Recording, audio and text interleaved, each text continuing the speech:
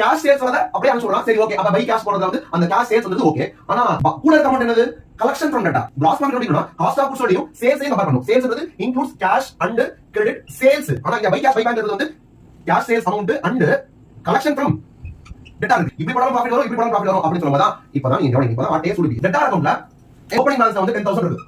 Closing balance வந்து ஒரு 15000 இருக்கு.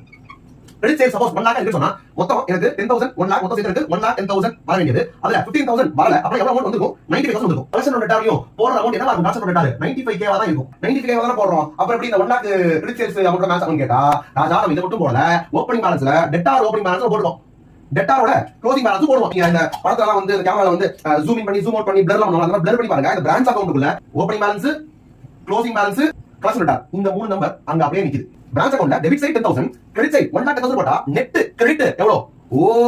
95 + 15 - 10 போட்டு இன்டைரக்டா நம்ம அந்த கிரெடிட் சேல்ஸ் உள்ள கொண்டு வரோம்.